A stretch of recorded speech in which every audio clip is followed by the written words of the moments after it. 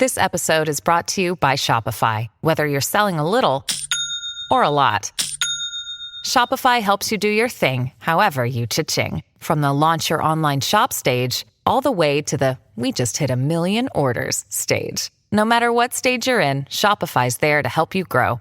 Sign up for a $1 per month trial period at shopify.com/special offer, all lowercase. That's shopify.com/special offer.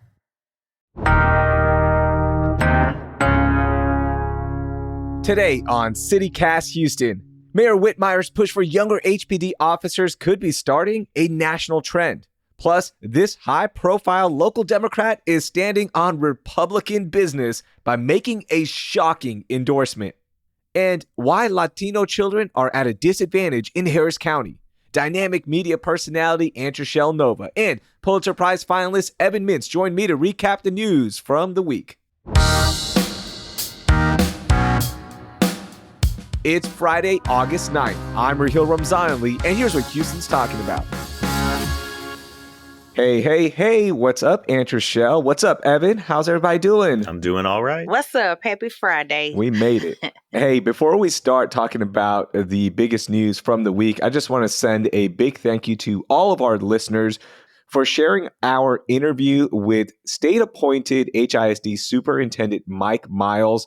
You know, he answered all the questions, and of course, he had his talking points in there as well, but he gave us some exclusive news about D and F schools being lowered in HISD, talked about the vacancy numbers, and those numbers did hit, of course, with everybody else, but we were the first ones to have those. I've confirmed it, so thank you to Mike Miles, and there's a lot going on with HISD. We will be doing an educational roundtable for Monday, so be on the lookout for that one. So I just wanted to mention that, and let's get into our biggest news. Evan, start us off. What's happening? I think the biggest news this week is that Harris County District Attorney Kim Ogg has endorsed Ted Cruz in his reelection campaign. Now, this follows an op-ed that they both bylined in the Houston Chronicle, calling for a federal law that would mandate filling every single immigration detention bed with people who cross the border without documentation.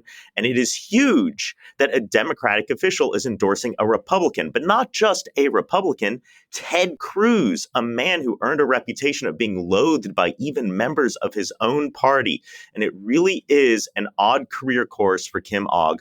Daughter of a Democratic state senator, ran as a progressive queer candidate for district attorney, won on a platform of reform, only to have a career where she flip-flopped on those reform promises, fought against misdemeanor bail reform for the lowest risk cases, and got into constant fights with other Democrats. So it was a little surprise when she lost her most recent primary, like 75 to 25%.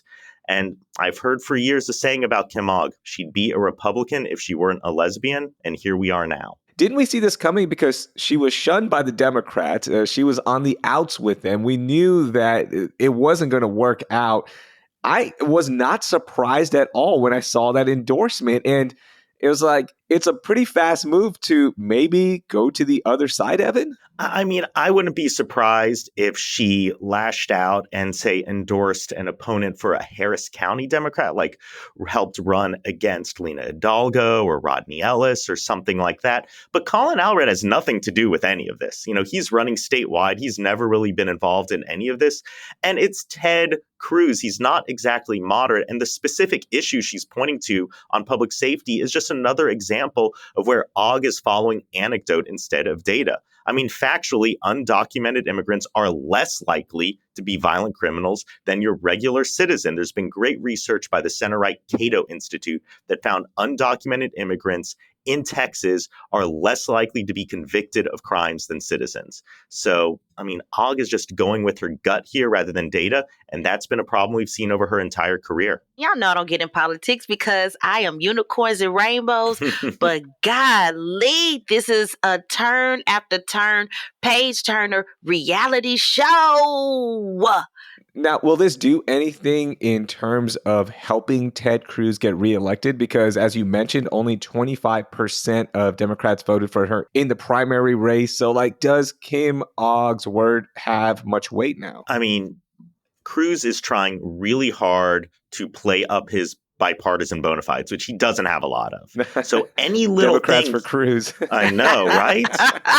So this is kind of huge in that you have a sitting, albeit not reelected, Democratic official saying that she supports him and saying she supports him on a platform issue that's very important to his campaign, which is an issue of public safety. All right, we're going to watch out for that and see how this plays out and what other dominoes will fall in this story, because there is drama all the time now. Drama. Antre'chelle, what was your biggest story of the week? Listen, y'all, I'm sure everybody in Houston was ready and waiting for the grand opening of the Great Wolf Lodge that happened in just the other day in Webster, Texas. Houston's own Kelly Rowland from Destiny's Child was there. But guess what? On grand opening day, 16 people were hospitalized after a chemical issue at the resort on the same day. Now, 16 individuals were taken to the hospital from Greatwood Lodge in Webster after a third-party contractor improperly mixed pool chemicals, resulting in a chemical reaction the morning of the grand opening. Now, officials say that the situation was quickly contained and will not affect the rest of the operations, and that they received the all clear signal. Now, it has been reported that Kelly Rowland was there with her children in tow, but now I want to know, did she get sick too? And nobody's reported anything of that, or maybe she was just there for optics. But we can't have the Destiny's Child getting sick. She is a Houston gem. You know, that's Beyonce's sister. We got to protect Kelly Rowland at all costs. Everybody else too, but Kelly Rowland, we can't have that. If you don't know what the Great Wolf Resort is, it's an indoor water park, hotel, resort. You can go hang out, stay inside and enjoy the water park. So my understanding of this, and this comes from the Great Wolf Resort's PR message afterwards, the incident happened at an external building outside of the main indoor water park and resort. So nothing happened in the park, and I think all the high-profile celebrities were good because I saw them all over the news that night and they were still celebrating it. I even saw one local influencer defending Great Wolf Resort as well, saying, "Hey, everybody's good. Like, okay, but get your money. I'm not gonna out the influencer because that's not my job." But yeah, I saw them defending it. And everything was fine. So could have been much worse. I don't know. I kind of feel like this is an inauspicious omen. Like, we are not meant to have water parks indoors. No, they're meant to be outside. And the fates will curse us for trying to define nature like that. Park. We went to Kalahari up in Round Rock, and let me tell you, Evan, once you go indoor park, now there is a high concentration of chlorine, and your eyes will burn a little bit. Yeah, but once you go indoor in the summer, you'll never go back out because it is fantastic. Raheel, I have to disagree. Evan and I are often always on the same team with this. You know, like you said, look at you, Raheel. Just because you was outside, you were willing to have your eyes burned from the chlorine. And if anybody knows about having your eyes burned from chlorine, that ain't fun and it ain't safe. And look at you, just so you can be bougie sipping your cocktails without the outdoor heat. Now, I will say, every time I go to a water park, I do enjoy the enclosed water rides better than I do the outside ones. But you know, I could get my fix there. I don't want to be inside. I don't want that pool chlorine. That I can't take that. No, it's not real. Get me outside. Hey, give me the water park outside. You take the sunburns. You take the heat radiating off that wood and concrete. I will take comfort and a little mild irritation of the eyes.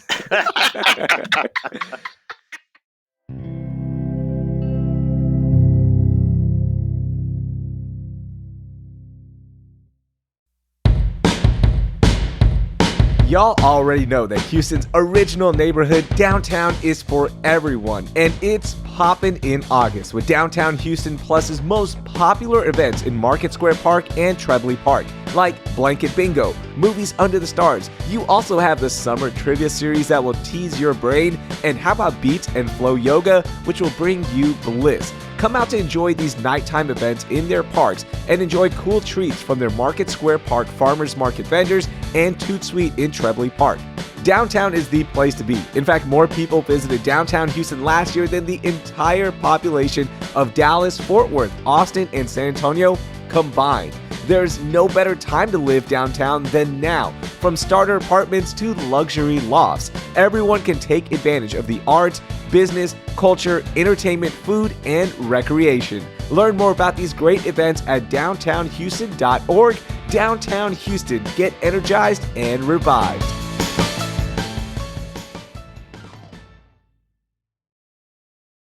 This episode is brought to you by Shopify. Whether you're selling a little or a lot, Shopify helps you do your thing, however you cha-ching. From the launch your online shop stage, all the way to the we just hit 1 million orders stage. No matter what stage you're in, Shopify's there to help you grow. Sign up for a $1 per month trial period at shopify.com/special offer, all lowercase.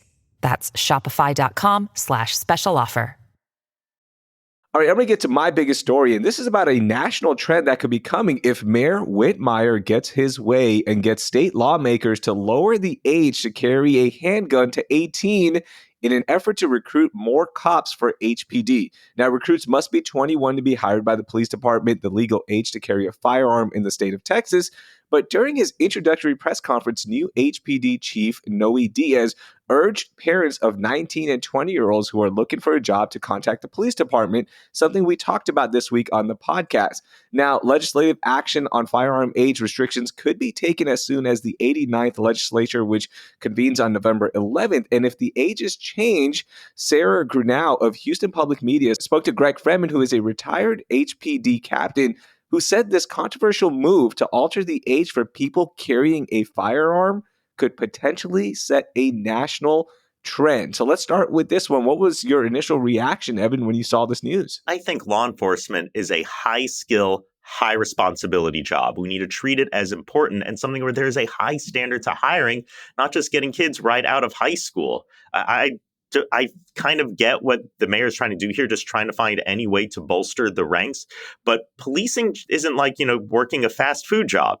It is a civic responsibility. I think that you're going to want to hire people who have fully formed brains. And when you're a teenager, you're not quite there yet. And so I think I've seen a lot of healthy pushback to this idea, and I don't think it's going to go anywhere. Antre'chelle, how about you? What are your thoughts on this one? It ain't safe, y'all. It's not safe. We're trusting these children because when you're turning 18, you're still a child. You're still trying to figure it out. You're just now coming from up under the restraints of your parent, and now you're going to protect and serve the universe. I don't think that's a good idea. You're still trying to figure things out, and that's a huge responsibility. I do think they should take them to boot camp for 2 years.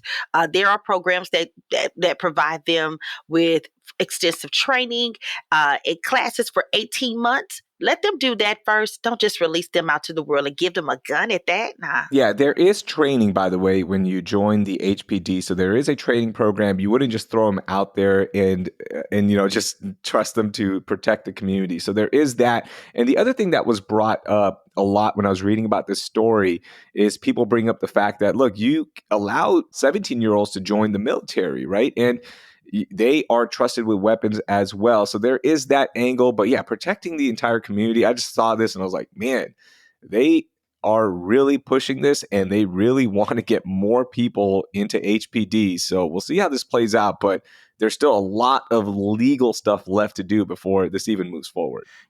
Policing isn't the military and military isn't policing. And when we conflate the two, I think we end up getting a lot of problems. All right, y'all, let's get to our most overlooked story. Antre'chelle, why don't you start us off on this one? Let's talk about the Olympics. Everybody is watching. The world is watching. But have you seen the count of the Texans that have been winning the Olympics? Not the Houston Texans, but just Texans, people from Texas who are winning the Olympics. We got Simone Biles, we got Sha'Carri, we got Curly. We got some hitters out there winning for us in Paris. And Greg Abbott has congratulated them. Yay. Thank you for that. But let's talk about the winners, the people who are winning. Does anybody know how many medals? I don't want to say gold. I don't want to specify, but how many medals do people from Texas have? I'm going to say, I mean, we have a lot of athletes from Texas and just the Houston area as well. We talked about that on our episode when we were previewing it. Like Houston could put together a team of Olympians. I'm going to say like 20, 25 maybe. Like 15? What have we got? Almost. We're right about 30. Wow. And Whoa. they're still counting. And they're saying if Texas were a country, it would rank 6th in its medals count at the Paris Olympics. That is huge. We got some hitters out here in Houston. I mean, it is paramount to see the talent. They're just saying living in Texas is pure gold, baby. That's what Abby said. I like that. I don't really like too much what Abby say, but that was dope. Living in Texas is pure gold, and it's super dope. So I'm really excited about that, and it's still counting because the Olympics are not over yet, and I am excited to see where we're going to be. Yeah, I love that. Love seeing all the local athletes and the Texas athletes dominating and winning on the world stage. And we still have breakdancing coming up. So B-Boy Jeffro, A-Leaf's own, maybe we'll bring a gold back to Houston. That would be fantastic. Baby, if we win the gold for breakdancing, y'all ain't gonna be able to tell Houston dancers nothing. It's gonna be breaking up in here. You gonna see the graffiti and people on the ground with the cardboard back. They bringing it back. If we win the gold for breakdancing, it's on, and I cannot wait to watch it. Are you guys watching the Olympics on the live? Watching it live? It's intense. Yeah, I try to watch it during the day. I'll just have it on in the background, but during work, it's hard, right? Like I know which sports I want to watch. I want to watch Team USA basketball. That's my favorite. So I would love watching those games. But we'll put it on at night and watch the replay as well and just have it on in the background. So it's fun to see all the different sports and everyone competing. It's so cool. No, I kind of liked it when it was in Japan because of the time difference. Like stuff going on during the day would be like late at night for like chill watching. Now, when I'm ready to watch TV, everything's over. It's nighttime in Paris. I got to watch the replays. It's not as much fun. No, it's not. But I do enjoy the prime time in Paris that they have. And shout out to Peacock because the streaming there is impeccable. On Peacock, they have a Olympics tab, and I could just go watch my gymnastics. I can watch my synchronized swimming. And I am definitely watching the track and field, baby. They are so dope. It's intense. It is intense. Evan, how about you? What was your most overlooked story? I think the most overlooked story is that Tim Walz, Kamala Harris's VP pick, took classes at the University of Houston. Hey. I mean, the big national news is that Walz was selected governor of Minnesota, but like, what's the local angle on this? And shout out to the Lincoln Journal-Star, as reported in Newsweek, that Walz took classes in East Asia Studies at UH in 1985. Now, I'm waiting for some Houston reporters to follow up on some critical questions like, where did he live in Houston? Did this future high school football coach watch the Oilers play in the Astrodome? And what policy lessons did he take away from his time in oil bust Houston?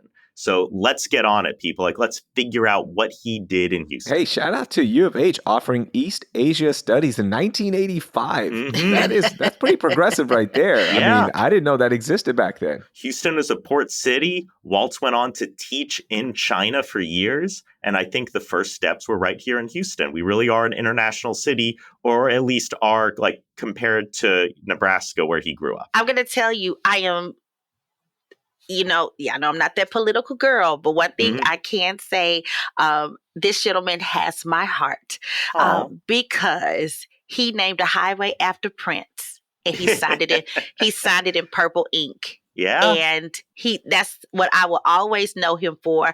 I will always remember him for because of the way he honored my very own Prince, the legend. Okay. Y'all talk about Beyonce. That's my house girl, but Prince, you either have a Prince house or a Michael Jackson house. We were a Prince house.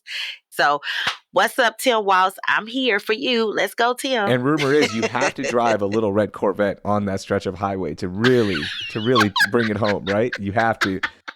With a raspberry beret. You got to put the raspberry beret in there too. One last thing on Tim Walz. He seems like he could be an extra cast member on Parks and Rec. I know it's different. The Pawnee, Indiana is totally different from where he is right now. But yeah, he just has that feel that he could be an extra in serving with that whole parks board. Mm-hmm.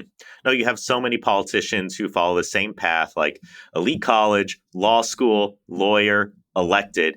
And he was like a teacher for 20 years, in the military for 20 years, and was like an assistant football coach. Like, that's different. Absolutely different. All right, I'm going to get to my most overlooked story. And we have a new addition to the 2024 Latino Child Health Initiative report from Children at Risk. Now, they found that the success of Latino children is disproportionately affected by food insecurity, lack of mental health resources, and child care deserts. The report contains a map of zip codes that have 2 or more health factors affecting their residents. Areas like East Downtown, near Northside, Northwest, and East Houston fell under these conditions. Diana Del Pilar is the chief of school performance at Children at Risk and said that children who have access to early childhood education are more likely to graduate from high school. And according to the report, only half of the assessed Latino students from the Houston region in the 2022-2023 school year were considered to be kindergarten ready. Also, the report found that Latino children are more likely to face chronic diseases like obesity and diabetes and lack mental health resources. And that came from Patricia Ortiz of News 88.7. So I really wanted to bring this up because not enough people talked about it, and just shows what our communities are facing in the city of Houston and where we can improve as a city. You know, I think sometimes there's a certain cynicism about what we can and can't do. And if your issues are getting food to kids, we know how to do that. You know, if your issue is getting kids into schools, we know how to do that. And we just need to have a focus from our public sector, from our philanthropies, and from our elected officials to pass the policies and implement the programs that get at these problems. And while they're trying to figure out how to do it with the policies, the women of Alpha Kappa Alpha Sorority Incorporated takes care of feeding children with their CHIP program and taking care of children with food insecurities. I know because I am an active member, and I personally enjoy spending my time packing backpacks for children so they can take them home filled with food. This is a daily resource that my sorority puts together, and we have fed hundreds of thousands of children. So if you want to know about the CHIP program or figuring out how to help be a part of this food insecurity source, you could definitely go to aka1908.com or reach out to me, and I could give you much more information on helping these children because they're important and they deserve this as well. I love that y'all are doing all this great work, and just, something I wanted to bring to the show because we're just not talking enough about it, and hopefully our elected officials will take care of this problem. And that's the other thing. I love that you're helping out,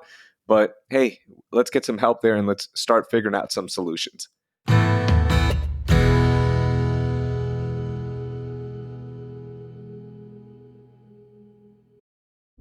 The land down under has never been easier to reach. United Airlines has more flights between the U.S. and Australia than any other U.S. airline, so you can fly nonstop to destinations like Sydney, Melbourne, and Brisbane. Explore dazzling cities, savor the very best of Aussie cuisine, and get up close and personal with the wildlife.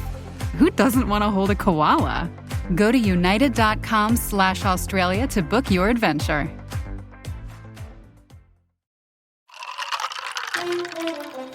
Reporting live from under my blanket, I'm Susan Curtis with Dunkin' at Home. Breaking news, pumpkin spice iced and hot coffees are back. I'll pass it to Mr. Curtis with his blanket for the full story.